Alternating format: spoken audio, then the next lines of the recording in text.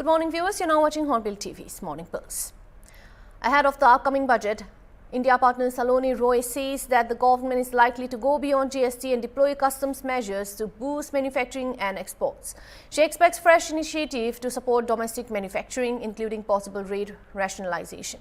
Roy also notes that key decisions taken by the GST Council in recent meetings, such as those related to intermediary services and wholesale discounts, will require legal amendments which are expected to be carried out along with the budget. About GST. So beyond GST, are there any indirect tax or customs duty measures you expect the government to use to support domestic manufacturing and exports? I do expect. The government has been very forward-looking and has been, responsive to trade. And if you see, our entire economy has been, mostly focused on domestic consumption. Yes, exports have had a beating because of our, situation, the political situation. But I do expect certain measures, customs especially, I expect changes to be done. We have multiple rates. I expect that, there would be fewer rates. There could be rate rationalization. Recently for GST, we had a rate rationalization where, it was brought to two rates, 5 and 18% mostly. So I do believe that there will be some measures. There could also be certain, programs that could be introduced to help domestic manufacturing. Now, specifics we'll have to wait for on 1st of Feb what gets announced. All right. And from an indirect tax perspective, what are the key GST-related expectations the industry expects? So I think the GST Council meets on a regular basis. So the budget, now is not so important from a GST perspective, but it's more important from an income tax perspective as well as from a customs perspective. From a GST perspective, specifically in the budget, there are certain changes that were announced by the GST Council. This was a concept regarding intermediary, and then there was another concept, this is regarding post-sale discounts. So I think the decisions that were taken in the GST Council meeting, there were changes required to be made in the law. So I think those will be implemented in the law. So those, changes in the provisions, that should happen at the time of the budget. All right. Ma'am, do you see scope for further GST rate rationalization, and what impact could it have on consumption and inflation? So I think we just recently had the rate rationalization, which happened, in September, and I'm not expecting that to happen, very soon. Because now we have 5 and 18%. These are the two broad buckets, and of course we have 40%, which is for certain, products. But most of them are in the 5 and 18%.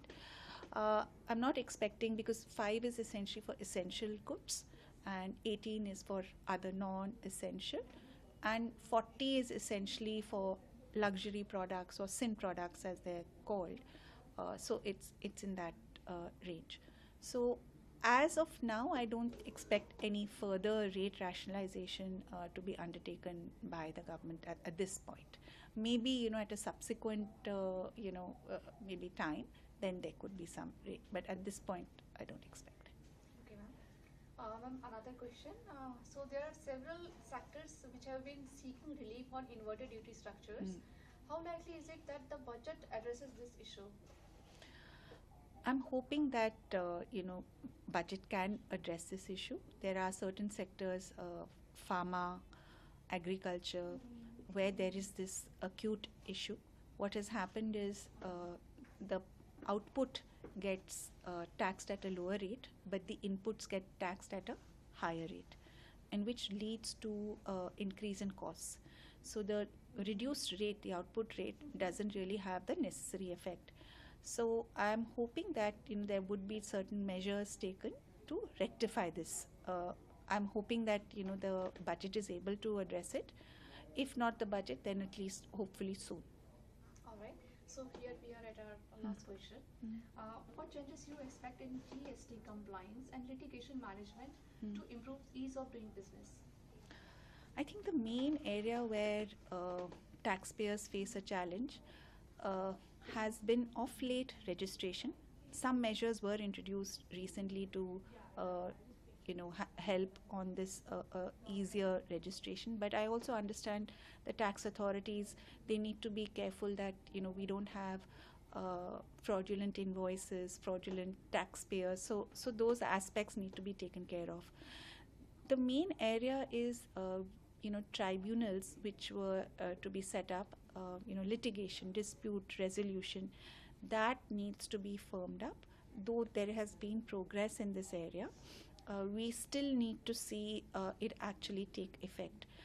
The government is working towards it. I think that is happening. I think that's one part. So the one issue is registration, another is dispute resolution. Notices that are being issued specifically on reconciliation. There are several notices that are issued. So somewhere, if those could be reduced, or some kind of a logic be built in, so that there aren't as many notices. The other area where I would think is there is credit is not allowed on capital goods, or refund is not allowed for exporters for capital goods. So they should allow for that. Then on a reverse charge mechanism, tax, the GST needs to be paid in cash. We should be allowed to use credit to pay that. This would help with the cash flow situation of a taxpayer. So yes, these are few of the areas where I think it would be helpful if the government was to consider these. Yes. That's all for the day. Thank you for talking to us. It was a wonderful insight. Thank you very much for your questions. Thank you. Yes, ma'am. So there is one. In another news, where doctors at AIIMS and across India have warned against using AI tools like ChatGPT for self-diagnosis or self-treatment after a patient with back pain relied on AI advice and took painkillers without medical supervision, leading to bleeding complications. Dr. Uma Kumar stressed that medical diagnosis requires clinical examination and investigation, and medicines must only be taken on a doctor's advice. AI lacks the clinical judgment needed for safe treatment decision. Here is a statement from Dr. Uma. कोई बात करते हैं, चाहे वो diagnostics हो, चाहे treatments हो, there are a lot of myths and bust about it. How do you see, किस तरह से आप देखते हैं AI को अगर autoimmune disease में अगर treatment के लिए या फिर testing के लिए इस्तेमाल? देखिए, इस पे मुझे याद आता है कि जो हम बचपन में ऐसे लिखा करते थे कि विज्ञान वरदान या अभिशाप, तो वो डिपेंड करता है लोग AI को यानी कि टेक्नोलॉजी को कैसे इस्तेमाल कर रहे हैं. अगर आप AI को यूज़ कर रहे हैं खुद को डायग्नोज करने में, मैं आपको यहाँ बताना चाहूँगी कि जैसे एक पेशेंट आया, उसको बैक में पेन हो रहा था, तो back pain commonly young mails में स्पॉन्डाइलोआर्थराइटिस में होता है. तो उसने देखा हाँ मुझे मॉर्निंग स्टिफनेस भी हो रही है और बैक पेन भी हो रहा है, और इसका ट्रीटमेंट क्या है, नॉन स्टेरॉयडल पहले लेने हैं, फिर बायोलॉजिक शुरू करने हैं या और दवाइयाँ शुरू करनी है. उसने ChatGPT से सर्च करके वो दवाइयाँ शुरू कर दी, और उसके बाद क्या हुआ, उसको GI ब्लीड हो गया, यानी कि जो non steroidal anti inflammatory drugs होते हैं, पेन किलर्स होते हैं, उनसे पता है कि अल्सर्स हो जाते हैं हमारे गट में, और उससे ब्लीडिंग हो सकती है. तब वो आया हमारे पास, तो देखा तो फिर पता चला कि उसको तो आर्थराइटिस थी ही नहीं, क्योंकि वो कॉल सेंटर में काम करता था, बहुत लॉन्ग प्रोलॉन्ग्ड सिटिंग आवर्स थे, उसकी वजह से उसके बैक में पेन होता था, बट उसको आर्थराइटिस नहीं थी. तो ये होता है अगर आप सेल्फ डायग्नोज करेंगे. तो जितनी भी ये बीमारियां होती हैं वो डायग्नोसिस ऑफ एक्सक्लूजन है, यानी कि हम दूसरी बीमारियों को एक्सक्लूड करते हैं depending on various symptoms and then diagnosis करते हैं, और उसी के अकॉर्डिंगली ही हम इन्वेस्टिगेशन एडवाइज करते हैं, क्योंकि हर बीमारी में इन्वेस्टिगेशन अलग अलग होते हैं. और अगर इन्वेस्टिगेशन पॉजिटिव आ गया और आपके लक्षण उस बीमारी से मैच नहीं कर रहे, तो हम ये नहीं बोलेंगे कि जिसका इन्वेस्टिगेशन पॉजिटिव आया वो बीमारी आपको है. तो AI सेल्फ डायग्नोसिस के लिए यूज़ ना करे, सेल्फ ट्रीटमेंट के लिए यूज़ ना करे, वो डॉक्टर्स पर छोड़ दे कि वो आपको कैसे डायग्नोज करेंगे और कैसे इलाज करेंगे. ChatGPT ने मैम एक सेगमेंट अभी ऐड ऑन किया है कि वो अपना हेल्थ का मॉनिटर कर सकते हैं, और ChatGPT अगर ऐसी सुविधाएं दे रहा है तो लोग और ज़्यादा सेल्फ मेडिकेशन और सेल्फ जांच के लिए आगे आएंगे. ChatGPT health care something. देखिए, ऐसा है कि टेक्नोलॉजी तो एडवांस होती रहेगी, लेकिन टेक्नोलॉजी को हम कंट्रोल करें, ना कि टेक्नोलॉजी हमें कंट्रोल करे। तो अगर टेक्नोलॉजी के बेसिस पे ही कोई डॉक्टर बन सकता है और डायग्नोज कर सकता है, तो आप समझ सकते हैं कि फिर तो मेडिसिन की पढ़ाई की ज़रूरत ही नहीं है, इतने सालों की पढ़ाई की। तो लोगों को ये समझना पड़ेगा, having information about their disease is important, वो वहाँ से ले सकते हैं, लेकिन उसको अप्लाई ना करें अपने ऊपर। और दूसरा नुकसान मैं ये बताऊं, हर मरीज गठिया की बीमारी से नहीं मरता, हर मरीज गठिया की बीमारी से उसके हाथ पैर टेढ़े नहीं होते, हर मरीज को दूसरे कोमॉर्बिडिटीज नहीं होते। लेकिन जब आप पढ़ते हैं तो उसमें क्या लिखा होता है, so many % of patients can die, इतनों को डिफॉर्मिटी हो जाएगी, इतनों को तो फिर क्या होता है, जब आपने वो पढ़ लिया तो आपको लगेगा कि मेरी तो जिंदगी खत्म, मेरे हाथ पैर टेढ़े हो जाएंगे, मेरी शादी नहीं होगी, मेरी लाइफ खराब हो गई, और आप पे एक नेगेटिव साइकिल शुरू हो गया। हु कैन प्रेडिक्ट कि who is going to develop deformity? नहीं। तो इसलिए एआई का इस्तेमाल सेल्फ ट्रीटमेंट और सेल्फ डायग्नोसिस के लिए करना बिल्कुल ठीक नहीं है। More than 8 months after devastating floods hit parts of Udhampur district in August, residents of Ward 1 in Riti Panchayat continue to grapple with an acute water crisis as the village piped water supply system remains non-functional. Despite the Jal Shakti department restoring most flood-damaged water projects in the region, the pipe supply serving Riti village has yet to be repaired. As a result, villagers are forced to walk 1 to 2 kilometers every day to fetch drinking water, significantly affecting daily life, especially for women and elderly residents. Not just that, but local residents say that the prolonged disruption has placed an enormous burden on households. Women are compelled to leave behind domestic responsibilities and young children to collect water from distant sources. Ward number 1 है, हमारे गांव में पानी की बहुत समस्या है। कम से कम इधर कोई 40-50 घर रहते हैं, लेडीज 1-1 किलोमीटर दूर से जहाँ पे पानी लेने आती है। बाकी नलके वगैरह इधर तो आते नहीं है, 4-5 महीने से नलके वगैरह कोई नहीं आया इधर।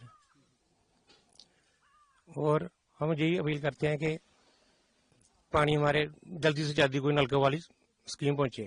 देखो नलके में पानी तो आता नहीं है, तो कुएं में भी आते हैं लोग, इधर तो पानी की तो बहुत समस्या है, छोटे छोटे बच्चे भी आते हैं। डर तो है ही है, देखो डर तो बना ही रहता है, छोटे छोटे बच्चे आते हैं, डर तो है। देवी है, मैं रिट्टी गांव से बोल रही हूँ, वार्ड नंबर 1 है। मेरी ये समस्या है कि इधर पानी नहीं है। हम 1-2 किलोमीटर से आते हैं, छोटे छोटे बच्चे हैं, घर में और भी बहुत काम होते हैं, मजदूरदार हैं, हम दिहाड़ी भी लगाने पड़ती है। अगर लेडीज इधर आ जाएंगे तो घर में कोई नहीं है, बच्चे भी संभालना पड़ते हैं, उनको स्कूल भी जाना पड़ता है, इतनी सर्दी पड़ रही है, पानी तो बिल्कुल है ही नहीं। नलकों की तो छोड़ो बोलियों भी नहीं है, खूहों में कुछ है ही नहीं पानी, तो क्या करें हम। 1-1.5 किलोमीटर आते हैं हम, अभी भी देखो इतना ढेर लगाया कपड़ों का, 1 घंटा हो गया अभी इधर बैठे हुए। पानी निकालेंगे, फिर पानी निकाल के कपड़े धोएंगे, छोटे बच्चे घर में छोड़ेंगे, खाना भी बनाना पड़ता है, दिहाड़ी लगाने के लिए भी जो जाते हैं उनके लिए भी कुछ करना पड़ता है ना। हम इधर बैठ जाएं 1-3 घंटे तो घर में कौन करेगा? कोई नहीं आता है, कोई नहीं आता। हमारे पीएच वाले इधर ही हैं, कोई शिकायत नहीं है। हमारे गाँव के हैं, भाई हैं, जो भी हैं हमारे ही हैं, वो कोई शिकायत उनसे नहीं है हमारी। कहना हम यही चाहते हैं, हमारी शिकायत कोई नहीं है, वो यही बात हमारी सुने, कुछ न कुछ हमारा हल कर दें। हाँ, बहुत परेशानी है हमें। हाँ, यही हमारी, कोई शिकायत नहीं है। अगर सुनेंगे वो जो पीएचई वाले हैं ना, इधर के हैं, हम भाई हैं हमारे, जो भी हैं सुन रहे होंगे, कोई शिकायत नहीं है हमारी। 8 महीने से नहीं आया हमारे घर में पानी, जो 20 दिन पहले आया था, 15 दिन पहले आया था। क्या 1 घंटा दे सकते हैं? 15 दिन में दे सकते हैं, हफ्ते में नहीं दे सकते हैं 1 घंटा? वो क्यों नहीं देते हैं? 15 दिन में पानी आ जाता है उधर, तो बीच में नहीं आ सकता। कैसे लाइनें खराब हो जाती हैं? किसने देखनी है? हमने देखनी है, हमें पूछे ना आके। वो होंगे 40-50 घर होंगे। Meanwhile, responding to the concerns, Executive Engineer Sandeep Gupta of the Jal Shakti Department acknowledged the difficulties faced by villagers and explained the reason behind the delay. Executive engineer PHE, जैसे कि आप सबको पता है कि जो अगस्त-सितंबर जो फ्लड्स आए थे, उसी में हमारी रिटी वाटर स्कीम भी काफी अफेक्टेड रही थी और हम उसको रिस्टोर भी नहीं कर पा रहे थे क्योंकि मटेरियल भी अवेलेबल नहीं था और पूरी हमारी कोई 700 मीटर वॉश आउट हो गई थी पाइप। तो हमने वो इनिशिएट किया हुआ है हायर ऑफिशियल्स के कहने पे, और मुझे उम्मीद है कि हफ्ते 10 दिन तक हम पानी रिस्टोर कर देंगे। जेजेएम का तो एग्जैक्टली मैं अभी आपको कुछ भी डिस्क्लोज नहीं करना चाहता, जैसे कि 1.25 साल से हमारा जेजेएम की सभी कंट्रैक्टर्स ने काम बंद किए हुए हैं। हमारी काफी, क्योंकि मार्च तक तो हम काम करवाते रहे हैं, लेकिन फंडिंग की वजह से वो थोड़ी सी दिक्कत आ रही है। उनकी लाइबिलिटी है, जैसे मेरी ही डिवीजन की काफी हद तक काफी ज्यादा लाइबिलिटी और कंट्रैक्टर्स ने हाथ पीछे किए हुए हैं। जैसे कि जेजेएम की फंडिंग आती है वो हम काम रिवाइव करते हैं। Maharashtra Assembly Speaker Rahul Narvekar thanked the people of Mumbai for placing their trust in the BJP-led alliance, stating that the electoral mandate reflects public support for the city's development agenda. He highlighted major infrastructure projects such as the metro rail network, coastal road and the trans-harbour link, saying that this initiative demonstrates the alliance commitment to Mumbai growth and the aspirations of its citizens.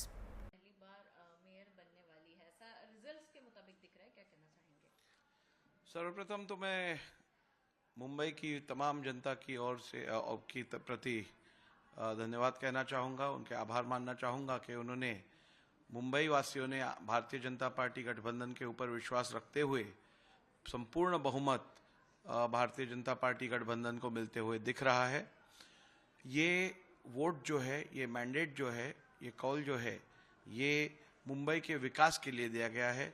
जिस प्रकार से अभूतपूर्व विकास मुंबई में Bharatiya Janata party गठबंधन ने किया है, हमने यहाँ पे भले मेट्रो नेटवर्क हो, मेट्रो रेल नेटवर्क हो, कोस्टल रोड हो, उसी के साथ ट्रांस हार्बर लिंक हो, ऐसे महत्वपूर्ण प्रोजेक्ट्स मुंबई करों के लिए अर्पित करके मुंबई करों का विश्वास जीता है और ये मैंडेट मुंबई करों का मुंबई के विकास के लिए उन्होंने दर्शाया है।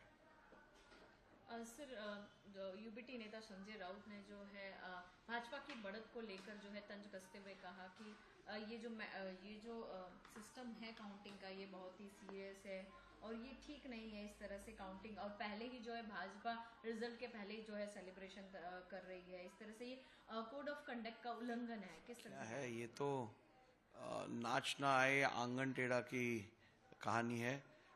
जब करारी हार सामने दिखाई दे रही हो तब उसे छिपाने के लिए कोई ना कोई बहाने ढूंढने पड़ते हैं, तो इसी प्रकार का ये एक प्रयास है। Commenting on the situation in Iran, Jammu and Kashmir Waqif Board Chairperson Dr. Darakshan Andrabi said that the Indian government has consistently prioritized the safety of its citizens' sport. She noted that since Prime Minister Narendra Modi took office in 2014, the evacuation of Indian students from conflict zones has remained a key focus, expressing confidence that Indian children will not face difficulties amid the current situation.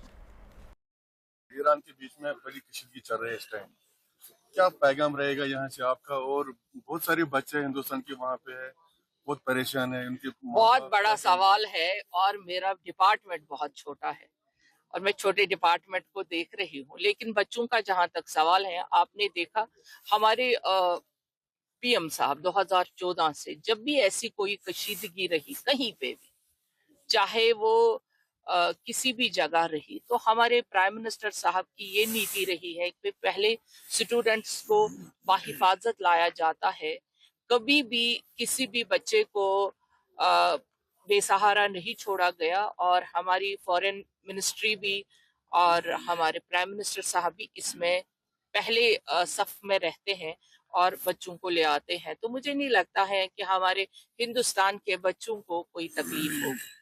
Sir, अगर यहाँ की बात करें madam की, यहाँ लोग बहुत परेशान है यहाँ पे कि यहाँ के पीडीपी बोल रहे थे एनसी ने किया, एनसी बोल रहे पीडीपी ने।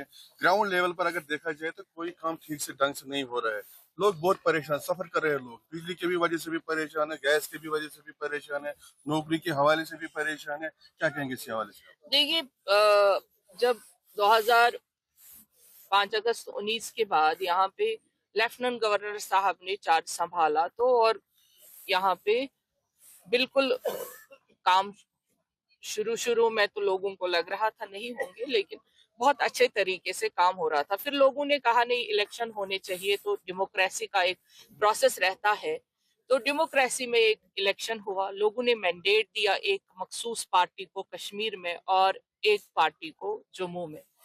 तो अभी जो सरकार में है, ये सवालात उनके लिए हैं। अगर वो लोगों की तवक्को के बराबर नहीं चल पा रहे और लोगों के तवक्कात जो उनसे वाबस्ता है उन पे नहीं खरे उतर रहे हैं, तो ये बहुत बड़ी नाकामी होती है उस सरकार की जो सरकार चला रहे होते हैं। मैं बात करूंगी मखसूस एलजी साहब की, वो आज भी काम कर रहे हैं, लोगों से मिल रहे हैं, लोगों के जो तवक्कात थे एलजी साहब से, उससे बढ़कर एलजी साहब ने काम किया अपने दौर में भी, आज भी कर रहे हैं। उनके पास 2 ही डिपार्टमेंट में है, तब भी लोगों को उन्हीं से उम्मीद है। लेकिन जो सरकार है क्यों नहीं कर पा रही है? They have all powers, I don't know कि उनके पास क्या प्रॉब्लम आ रही है, वो क्यों नहीं लोगों का काम कर रहे हैं। मैंने वैष्णो देवी की अगर बात करें, वहाँ बहुत मसला हो रहा है बच्चों के साथ। देखिए वो अब जो वो मसला था वो तो अब हो गया, जो होना था, सरकार ने उस पे बात की, तो शायद वो मेरा डिपार्टमेंट नहीं है। शुक्रिया। Samajwadi Party chief Akhilesh Yadav on Monday criticized the BJP, alleging that it resorts to communal politics whenever it appears weak or unable to deliver on the promises made in its manifesto. Emphasizing his party's ideological stance, he said that Samajwadi Party believes in the politics of unity and in campaigning across regions against divisive politics. At the same time, Yadav remarked that there is much to learn from the BJP's politicality, their professional functioning, noting its strong organizational structure, use of data and access to extensive resources, which he said opponents must match to effectively challenge the ruling party. BJP का जो agenda है वो communal agenda है, और BJP जब जब कमजोर होती है और जब बीजेपी को लगता है कि विकास के माध्यम से, या जो उन्होंने अपने मैनिफेस्टो में जनता को सपने दिखाए थे, अगर वो सपने पूरे होते नहीं दिखाई देते हैं, तो वो कम्युनल रास्ता अपनाते हैं। कहीं भी देखेंगे आप तो बीजेपी जब कमजोर होती है, या जो उन्होंने मैनिफेस्टो में जनता को वादे पूरे करने की बात जो रखी होती है, अगर पूरा नहीं कर पाते हैं तो वो कम्युनल रास्ता अपनाते हैं। इसीलिए समाजवादी पार्टी डिवीजन की पॉलिटिक्स नहीं करना चाहती है, हम सबको जोड़ के राजनीति करना चाहते हैं। यही विजन जो कार्यक्रम जगह जगह कर रहे हैं, डिवीजन की पॉलिटिक्स खत्म हो, लोगों को जोड़ के एक साथ चलने की पॉलिटिक्स हो।